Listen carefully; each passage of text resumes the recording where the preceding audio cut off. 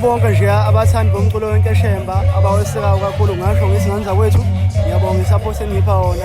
kuyangithokozisa kakhulu ukubona ukuthi ke ikhono lami nilamukele kahle kanje singathi ngingaqhubeka nikwenze lokho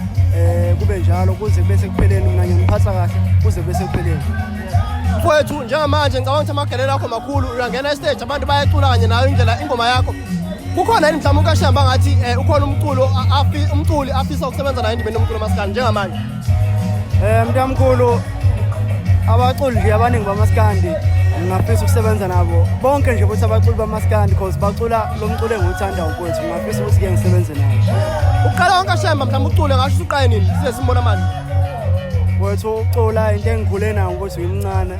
because bengiyibona ukuthi nginalo iphimbo lokucula but ke ukuqala kwami ke ukuthi ke ngikhiphe ingoma ngiqale ngayo lethi ngixolele emntanami kulo nyaka enyangeni kaAugust kulo ngathi nje ngiyabonga mfowethu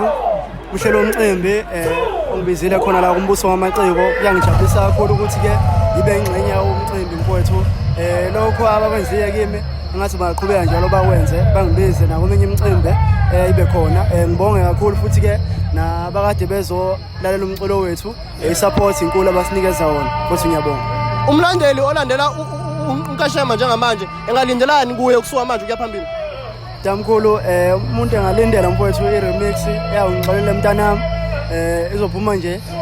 kusasa lokho kusayo mfowethu ngo-12 nje yothi iqala nje usuku iyobe idedeleka ingoma i-remix ethi ngixolele emntanami nama full step khona nokuyi surprise ke bazozwa khona abantu